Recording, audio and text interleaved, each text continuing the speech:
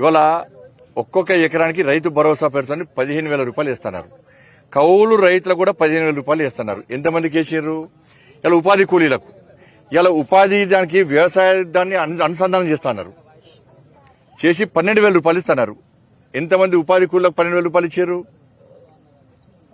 ఇవాళ 500 రూపాయలు ఎకరానికి, క్వింటాలకు 500 రూపాయలు బోనస్ ఇస్తున్నారు. ఎంతమందికి ఇచ్చారు? సరే, ఇవన్నీ తర్వాత మాట్లాడుకుందాం. కనీసము ఇప్పుడన్నా ఈ నష్టపోయిన రైతులకు కనీసం ఎకరానికి ఎంత ఇస్తారో చెప్పండి. కనీసం వాళ్ళకి ఒక్కొక్క ఎకరానికి 20,000 రూపాయలు పెట్టుబడి పెట్టేవాళ్ళు. పెట్టుబడి 20,000 రూపాయలు పెట్టారు. ఇలా ఒకరు గుర్తించాలి రైతాంగం. ఇవాళ ఇలా డిఏపి గాని యూరియా గాని మీకు ఒక్కొక్క బస్తా మీద నరేంద్ర మోడీ గారి ప్రభుత్వము సబ్సిడీ ఇస్తున్నది. నరేంద్ర మోడీ గారి ప్రభుత్వం ఆ సబ్సిడీ ఇవ్వకుంటే మీకు ఒక్కొక్క ఎకరానికి దాదాపు 20,000 కాదు 50,000 రూపాయలు పెట్టుబడి పెట్టాల్సి వస్తుంది.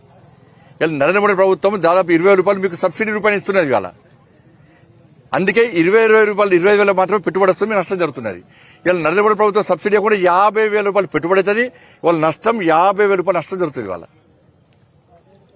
కాబట్టి ప్రభుత్వం ఏం చేయాలి? గత ప్రభుత్వం లెక్కనే ఈ ప్రభుత్వం మీరు ఫసల్ బీమాను ఇంప్లిమెంట్ చేస్తారా, చేయరా?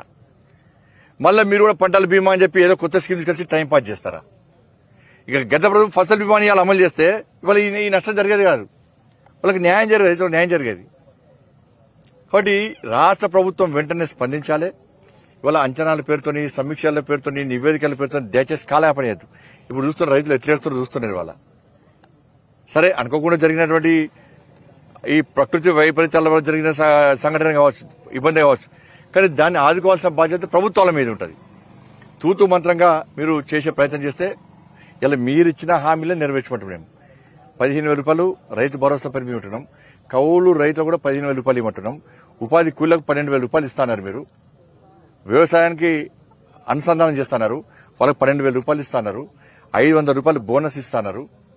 నష్టపడ్డ రైతులకు ఇప్పుడప్పుడు ఆదుకుంటా అన్నారు. వాళ్ళని ఆదుకోవాల్సిన బాధ్యత మీ మీద ఉంది. నరేంద్ర మోడీ ప్రభుత్వం ఆదుకునే ప్రయత్నం చేస్తే గత ప్రభుత్వం సహకరించలే. కనీసం మీరన్నా సహకరిస్తారా, సహకరించారా? కాబట్టి ఇప్పటికైనా గత ప్రభుత్వం నివేదికల పేరుతో కాలయాపన వేసి మళ్ళీ రైతులు నెక్స్ట్ పంట వేసుకునే దానికి టైం పాస్ చేస్తుంది. మళ్ళీ రైతులు పంట వేసుకున్నప్పుడు ఆ పాతది మర్చిపోతారు.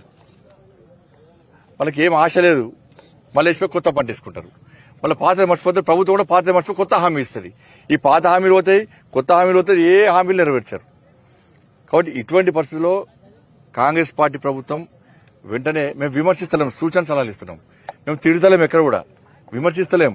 మీకు కొత్త ప్రభుత్వం ఏర్పడేది, మీకు సూచన సలహాలు ఇస్తున్నాం. మీరు ఇలా ఈ రైతులను ఆదుకునే ప్రయత్నం చేస్తే ఈ ప్రభుత్వం మీద విశ్వాసం, నమ్మకం ఏర్పడుతుంది. మీరు 15,000 రూపాయలు వేయాలి, అకౌంట్లో 12,000 రూపాయలు వేయాలి, ఒక్కొక్క క్వింటాల్కు 500 రూపాయలు ఇవ్వాలి బోనస్, ఫసల్ బీమాను అమలు చేయాలి. ప్లస్ ఇప్పుడు నష్టపోయిన రైతులకు ఒక్కొక్క ఎకరానికి 20,000 రూపాయలు మీరు వాళ్ళకు వాళ్ళు పోయి నష్టమే, లాభం కాదు, వాళ్ళు పెట్టుబడే, వాటికి ఇస్తే ఇలా రైతులకు ఈ ప్రభుత్వం మీద భరోసా ఉంటుంది. మళ్ళీ మేము 20,000 రూపాయలు అడిగినాం కదని చెప్పి మీరు 5,000 రూపాయలు 10,000 రూపాయలు ఇచ్చి చేతులుకునే ప్రయత్నం చేస్తాం. మేము ఎక్కువ అడగలేము. రైతులు వాళ్ళ నోటి ద్వారా వచ్చిందే. వాళ్ళు ఏమో 50,000 నష్టం, మేము 50,000 పెట్టుబడి పెట్టిన అంటలేరు. వాళ్ళు 1,00,000 రూపాయలు పెట్టుబడి పెట్టిన అంటలేరు. వాళ్ళు నిజాయితీగా నిబంధనతో 20,000 రూపాయలు మేము ఒక ఎకరానికి పెట్టుబడి పెట్టినాము. మేము ఎట్లా అప్పులు చేసి పెట్టినాము. మేము పోయినసారి ప్రభుత్వం ఆదుకోలేదు, ఈసారి ప్రభుత్వం ఆదుకుంటే మేము ఓట్లేసి గెలిపించినాము. కాబట్టి ఈ ప్రభుత్వం ఆదుకోవాలని చెప్పి ప్రభుత్వం మీద వాళ్ళు కోరుతున్నారు. కాబట్టి దయచేసి కాంగ్రెస్ పార్టీ ప్రభుత్వం వెంటనే స్పందించాలి. ఒక్కొక్క ఎకరాకు కనీసం 20,000 రూపాయలన్నా వాళ్ళకి ఎలా మీకు ఎక్కువ ఉంటే ఇంకెక్కువ ఇబ్బంది లేదు. కాబట్టి మళ్ళీ దీన్ని కేంద్ర ప్రభుత్వం ఏం చేస్తుంది, ఇదేం చేస్తుంది కాదు, మీరు వెంటనే ఈ ప్రభుత్వము వెంటనే స్పందించాలి, వాళ్ళకు ఆదుకోవాల్సిందిగా భారతీయ జనతా పార్టీ డిమాండ్ చేస్తా ఉన్నది. నష్టపడిన ఎలక్షన్ గురించి పర్మిషన్ తీసుకోవాలి, ఎన్నికల కమిషన్ ప్రభుత్వం అనుమతి తీసుకోవాలి. ఏమంటే దానిలో మళ్ళీ ఆ పేరుతో మీరు అన్న కరెక్ట్ అడిగారు, ఆ పేరుతో మళ్ళీ ఆపే ప్రయత్నం చేయదు. నష్టపోయిన రైతులకు ఇది అనుకోకుండా జరిగిన నష్టం, దీన్ని ఆదుకోవడానికి ఎన్నికల కమిషన్, నాకు తెలిసి ఎన్నికల కమిషన్ ఎక్కడ కూడా ఆపదు. మేము కూడా సహకరిస్తాం, ఏ పార్టీ కూడా ఆపదు.